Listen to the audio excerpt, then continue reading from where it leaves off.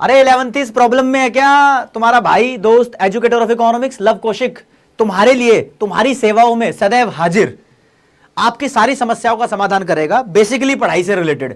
यार 11th class में चाहे 12th क्लास में, ये ना एक यंग एज है। 10वीं जब पार करी थी तो तुम्हारे पास 3 ऑप्शन थे, ह्यूमैनिटीज भी थी, कॉमर्स भी थी, साइंस भी थी। किसी की सूटेबिलिटी के हिसाब से कॉमर्स मिल गई, किसी की चाहत थी कॉमर्स में जाना है, तो किसी का फैमिली प्रेशर भी हो सकता है कि कॉमर्स में जाना है, ठीक है ना। अब फाइनली कॉमर्स की नाव में सवार हो बैठे हो, तो ये नैया किसी ना किसी किनारे तो लगेगी, तो वो आपका करियर होगा। तो गाइस आपको वो करियर भी अचीव करना है, तो इस बीच में जो रुकावटें आ रही है ना, उन रुकावटों को खत्म कर दूंगा इस वीडियो के थ्रू। आप खुद देख लो यार, बहुत सारे क्वेश्चंस आ रहे हैं, डाउट्स है तुम्हारे, ठीक है, डाउट्स पढ़ ही लो। पढ़ाई में मन नहीं लग रहा, लॉन्ग आवर्स तक पढ़ाई कैसे करें, गर्लफ्रेंड नहीं है या बॉयफ्रेंड नहीं है, ये भी बहुत सारे क्वेश्चन आ रहे हैं। इसका जवाब तो बहुत खास है मुझे देना है जो, अच्छा आपको बाइक चलानी नहीं आती, स्कूटी चलानी नहीं आती, कार चलानी नहीं आती, हंसने वाली बात नहीं है, मजाक वाली बात नहीं है।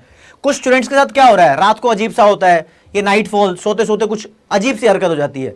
तो गाइस इसी क्वेश्चन के साथ आपके डाउट्स सॉल्व करना शुरू करूंगा।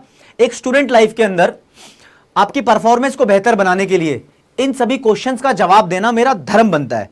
आप किसी डॉक्टर के पास नहीं जा सकते इस बात को लेकर। 5वां डाउट है 5th नंबर का, इसको पहले सॉल्व करूंगा फिर पहले पे जाऊंगा, ठीक है। पेरेंट्स से बात करने में हिचकिचाहट होती है, फ्रेंड्स वगैरह कुछ अफवाह फैला देते हैं कि सर तो नहीं बोल सकते कि भाई मैं या भाई बहन जो भी है, मतलब जिस भी तरीके से किसी से भी बात करते हो तुम, ठीक है। रात को सोता हूं तो सो के सुबह उठता हूं तो देखता हूं कि मेरे कपड़ों में कुछ लिक्विड सा है, अंडरवियर वगैरह के अंदर।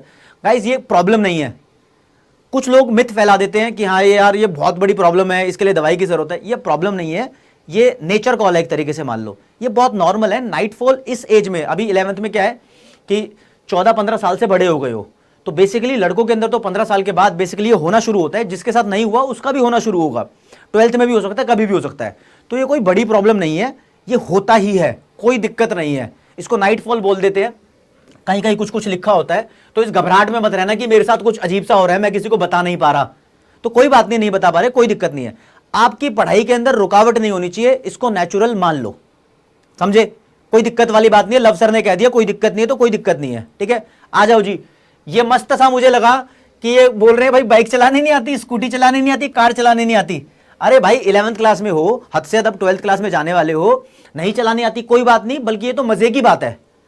देखो मजा कैसे है, मजा कैसे ढूंढ कर लाऊं इस चीज में। अगर तुम्हें बाइक स्कूटी या कार चलानी आती तो तुम्हारी आने वाली 12th खराब हो जाती। कैसे? अब तो मजा आता है ना, लोंडो को बहुत मजा आता है बाइक कार स्कूटी चलाने में, पूरा टाइम तो उसमें वेस्ट कर देते, और जो तुम्हारा टारगेट है ना वो अचीव नहीं होता। तो अगर तुम्हें अपना टारगेट अचीव करना है, कुछ अच्छा बनना है, करियर अच्छा बनाना है, तो ठीक है नहीं चलानी आती। और वैसे भी गवर्नमेंट के रूल के हिसाब से जब तुम 18 साल के हो जाते हो उसके बाद आपको ड्राइविंग लाइसेंस के अकॉर्डिंग जो रूल्स हैं उसके अकॉर्डिंग के चलानी आए तो ही बेहतर है। हर चीज अपने समय से होना यार तो बेहतर है, लंबा जियोगे, अच्छा जियोगे, मस्त कमाओगे।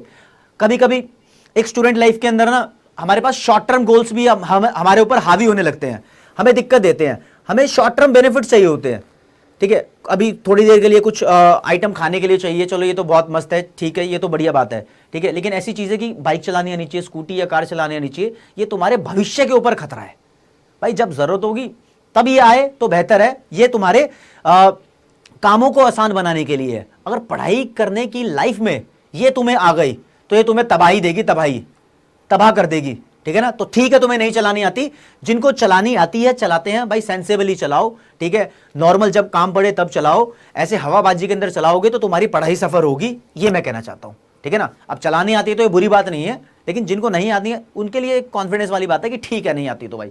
अब बोल रहे हैं गर्लफ्रेंड है या नहीं है, बॉयफ्रेंड है या नहीं है, लड़कियों की दिक्कत बॉयफ्रेंड नहीं है, लड़कों की दिक्कत गर्लफ्रेंड नहीं है।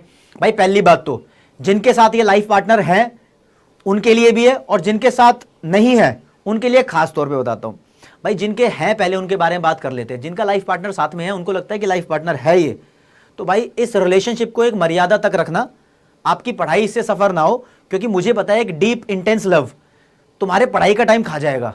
ये वही बाइक स्कूटी कार की तरह है, अगर तुम्हें वो भी चलानी आती है तो तुम वहां टाइम वेस्ट करोगे। तो अगर यहां पर आता है तो ये आपका प्रोडक्टिव टाइम है। जो लोग इस रिलेशनशिप के अंदर अभी से टाइम बिताना शुरू करते हैं ना, अपने भविष्य के बारे में सोचने लगते हैं, मेरी उससे शादी होगी, हम एक साथ रहेंगे। अरे शादी भी हो जाएगी, एक साथ भी रहोगे, कमाने को पैसे कहां से लाओगे, खाने को रोटी कहां से लाओगे। ये मत सोचना कि मेरी फैमिली रिच है तो वो सब कुछ दे देंगे। एक टाइम ऐसा आएगा जब तुम्हारे पेरेंट्स भी तुम्हें एहसास दिलाने की कोशिश करेंगे कि तुम कहां स्टैंड करते हो, तुम्हारी भी तो कुछ डिग्निटी है भाई, वो हर्ट हो जाएगी भविष्य में। तो अगर तुम्हारा रिलेशनशिप है तो इट्स कूल, मैं कुछ बुरा नहीं बोलता कि नहीं होना चाहिए, लेकिन उन लोगों के लिए खास बात है, तुम्हारा नहीं है ना तो इससे अच्छी कोई बात ही नहीं है। अगर नहीं है बॉयफ्रेंड, नहीं है गर्लफ्रेंड, तो इससे अच्छी कोई बात ही नहीं है भाई।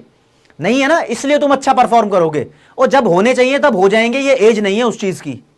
इस बात को कॉन्फिडेंस में रखना, ये तुम्हारा एक प्लस पॉइंट है, स्ट्रांग पॉइंट है, ठीक है। बर्बादी की तरफ मत जाना।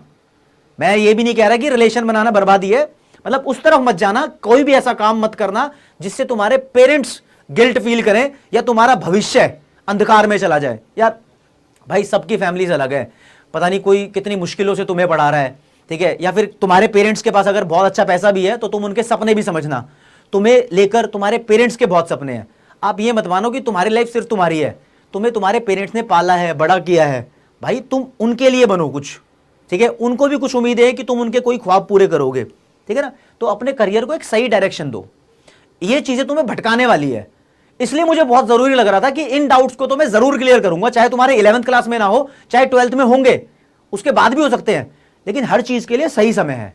तो जब सही समय आएगा तब उस चीज पे जाओ ना यार। मैं ये नहीं कह रहा कि यार मैं कोई बिल्कुल ही डॉक्टर वाली बातें कर रहा हूं, मैं यार सिर्फ एक टीचर नहीं, तुम्हारा साथी बनना चाहता हूं कि तुम्हें हर समय पर तुम्हारे लिए गाइडेंस प्रोवाइड करता रहूं, जिससे कि तुम्हारी परफॉर्मेंस खराब ना हो, बस ये मान लो। अगला एक और डाउट जो जेन्युइन डाउट लगता है, ये भी देख लो यार, मिथ है, लॉन्ग आवर्स तक पढ़ाई कैसे करें। भाई लॉन्ग आवर्स तक पढ़ाई कैसे करें, किसने बोला लॉन्ग आवर्स तक पढ़ाई करनी है?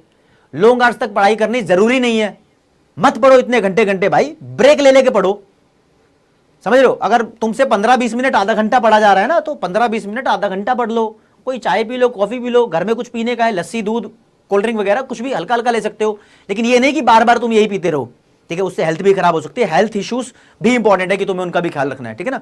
आप फ्रीक्वेंसी स्टार्ट करो कि फ्रीक्वेंसी ज्यादा हो जाए, ये नहीं कि मुझे एक बार में 4 घंटे पढ़ना, नहीं पढ़ा जा रहा कोई बात नहीं, और पढ़ना ठीक भी नहीं है यार, आप 1 घंटा 2 घंटा शुरुआत करो आधे घंटे से, आप अपनी फ्रीक्वेंसी बढ़ाते रहो, यानी एक दिन में 5 बार पढ़ना है, 4 बार पढ़ना है, 6 बार पढ़ना है, ऐसा आधा घंटा करके शुरू कर दो।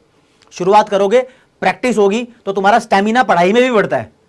आधा घंटा पढ़ रहे हो, फिर धीरे धीरे आदत होगी, पौना घंटा पढ़ोगे, फिर ऑटोमेटिकली तुम्हें पता लग जाएगा कि तुम लंबे टाइम तक पढ़ सकते हो।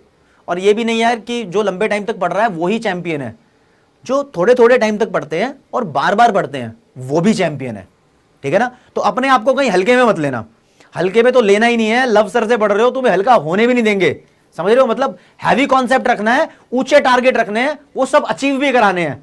मैं तुम्हारा साथी बन गया हूं ना, अब हमेशा साथ दूंगा, समझ रहे हो। एक और जी, डाउट नंबर 1 सबसे लास्ट में डिस्कस कर रहे हैं कि सर पढ़ाई में मन नहीं लग रहा, क्या करें। यार देखो, पढ़ाई से पीछा छुटाना तो इस तरीके से है कि गाड़ी के अंदर फ्यूल नहीं है, तुम्हारी कार है, बाइक है, पेट्रोल है, पेरेंट्स पे है या किसी और पे है, बाहर देखते हो पब्लिक ट्रांसपोर्ट है, इनमें अगर फ्यूल नहीं होगा ना वो चीज चलेंगी ही नहीं। अब तुम कह रहे हो कि तुम्हारा पढ़ाई में मन नहीं लग रहा तो क्या करूं। पहली बात तो मन लगाने के लिए मैं हूं, मेरी वीडियोस देख सकते हो, ठीक है। मैं कुछ ऐसा बिल्कुल फॉर्मल तरीके से पढ़ाने की कोशिश नहीं करता, कुछ हो जाए, बात वार्तालाप हो जाए, कुछ एनर्जी फूकी जाए, ऐसा बंदा ढूंढ लो। तुम्हें मैं पसंद नहीं आ रहा यार, वो बात दूसरी है, ठीक है, लेकिन अगर पसंद आ रहा हूं तो मैं तुम्हें बोर नहीं होने दूंगा। अभी तो तुम्हारी 11th खत्म हो रही है ना, 12th में धमाल मचा दूंगा। 12th तो मैं कह रहा हूं कि मैं इतना पढ़ा के एक्साइटेड होता हूं कि इतनी मौज बाहर आ जाएगी, बिल्कुल 12th क्लास में ओके रिपोर्ट कर दूंगा। ऐसा क्वेश्चन रेज नहीं करोगे तुम कि सर पढ़ाई में मन नहीं लग रहा, लव सर से पढ़ते हुए पढ़ाई में मन नहीं लग रहा, ये क्वेश्चन बनेगा ही नहीं, क्वेश्चन ही फ्लॉप कर दिया, समझ रहे हो। पढ़ाई में मन नहीं लग रहा, क्वेश्चन ही फ्लॉप कर दिया भाई। फिर भी तुम्हें लगता हो नहीं सर ये तो इकोनॉमिक्स की बात कहती है, दूसरे सब्जेक्ट के साथ क्या करूं, तो भाई पढ़ाई में मन नहीं लग रहा तो वही वाला कॉन्सेप्ट यूज करो कि पहले थोड़ी थोड़ी देर पढ़ना शुरू करो। जिसकी पढ़ने की बिल्कुल भी आदत नहीं है ना, वो आधा घंटा भी नहीं पढ़ सकता। तो यार अकाउंटेंसी की बात बताऊं या बिजनेस स्टडीज की बात बताऊं या मैथमेटिक्स की या इंग्लिश की, सबकी बात बता देता हूं। इकोनॉमिक्स तो साथ में साथ चल ही रही है। आप एक क्वेश्चन करो बस, चाहे आपसे वो एक क्वेश्चन 5 मिनट में होता है या आधे घंटे में या 50 मिनट में, अकाउंट्स की बात ले रहा हूं। एक क्वेश्चन करो, एक एंट्री समझो, कोई दिक्कत नहीं है, लेकिन पूरी समझ लो। अभी शुरुआत है ना, क्योंकि ये तो डाउट है, शुरुआत है, धीरे धीरे धीरे धीरे। आप ये मत सोचना मैं धीरे धीरे करूंगा तो बहुत मतलब जल्दी ही पूरा मुकाम हासिल कर लूंगा, लेकिन 12th क्लास का साल अभी शुरू होगा, इतना बहुत इनफ टाइम बीच में है कि तुम उस मुकाम पे जल्दी ही 1 2 3 महीने तक, 4 महीने तक पहुंच जाओगे कि जब तुम्हारे साथ सब कुछ इकट्ठा होने लगेगा। इकट्ठा क्या होने लगेगा? तुम्हारा इंटरेस्ट आने लगेगा पढ़ाई में। पढ़ाई में तब मन नहीं लगता जब कुछ आता नहीं है। पढ़ाई में तब मन नहीं लगता जब कोई समझा नहीं पा रहा तुम्हें। पढ़ाई में तब मन नहीं लगता जब वो पढ़ाई तुम्हें मतलब वो जगह नहीं दे रही जहां तुम पहुंचना चाहते हो। लाइक मैं बनना चाहता हूं बिजनेसमैन और पढ़ रहा हूं साइंस, तो कैसे मन लगेगा? मैं बनना चाहता हूं सीए और पढ़ रहा हूं सोशल स्टडीज, कहां से मन लगेगा? मैं लेना चाहता हूं दिल्ली यूनिवर्सिटी के टॉप कॉलेज में एडमिशन, सीयू सीईटी क्रैक करना चाहता हूं 12th का, ठीक है, और लेकिन पढ़ रहा हूं कोई ऐसा सब्जेक्ट जिसका उसमें कोई रोल नहीं है। आपको वो पढ़ना है तो इकोनॉमिक्स पढ़ो, बिजनेस स्टडीज पढ़ो, मैथ्स पढ़ो, अकाउंट्स पढ़ो, इंग्लिश पढ़ो, जो तुम्हारे सब्जेक्ट्स हैं वो पढ़ो। समझ लो? तो एक तो इंसेंटिव तुम्हारे पास ये है कि तुम्हारे पास जो सब्जेक्ट्स हैं वो तुम्हें कुछ ना कुछ बनाएंगे, घटाएंगे नहीं। तो एक इंसेंटिव लाओ अपने अंदर ही। यार खुद की मोटिवेशन है ना, किसी दूसरे के द्वारा दी गई मोटिवेशन से लाखों गुना बेहतर होती है। कोई कितना भी मोटिवेट कर ले, जब आग अपने अंदर लगेगी ना तब पता लगता है हाँ भाई अब मेरी हाजिरी लगी है। तुम जाते होंगे मंदिर, मस्जिद, गुरुद्वारे, है ना, रिक्वेस्ट करते होगे भगवान से, भगवान अल्लाह हे मेरे बाबा मुझे कुछ बना दे, मेरे टारगेट से मेरे अच्छे मार्क्स आ जाए। ठीक है, ये फॉर्मेलिटी है गाइस। मैं तो एक बात मानता हूं, अपने दिल की बात बताता हूं। मैं कहीं दर्शन करने के लिए जाता हूं ना तो मुझे तब तक फील नहीं होता कि मेरी हाजिरी लगी है जब तक मेरे रोंगटे ना खड़े हो जाए।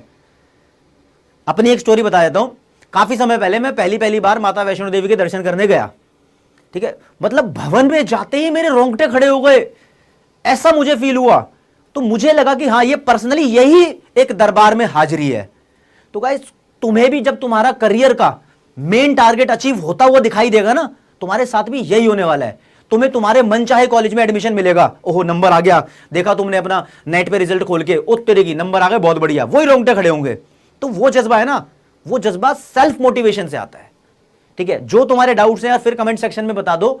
मैं उस चीज को बिल्कुल कवर अप करूंगा, जहां तक की कोशिश हुई हर डाउट को सॉल्व करने की कोशिश करूंगा। ठीक है ना, अपने फ्रेंड्स को ये वीडियो शेयर कर दो, अगर तुम्हें अच्छी लग रही हो तो शेयर करना, और नहीं कर रहे शेयर तो यार फिर मुझे लगेगा कि ना नहीं भाई लव सर की वीडियो तुम्हें अच्छी नहीं लगी। लाइक कर दो, बेल आइकन प्रेस कर दो, ताकि तुम्हें टाइम टू टाइम नोटिफिकेशन मिल जाए कि क्या क्या वीडियोस और क्या क्या कंटेंट तुम्हारे पास आने वाला है। अभी काफी सारे लोगों के पेपर भी खत्म हो गए होंगे या होने वाले हैं।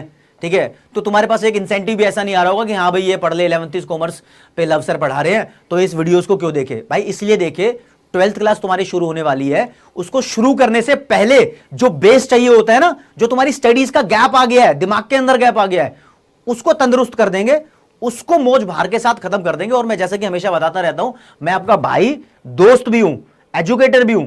ठीक है ना, तो इसका धर्म क्या होता है? मेरा धर्म तुम्हारा साथ देना है, साथ देता रहूंगा। तो इस वीडियो लेक्चर में गाइस इतना ही। थैंक यू सो मच, मिलते रहेंगे, बार बार कंटेंट लेकर आता रहूंगा। नमस्कार।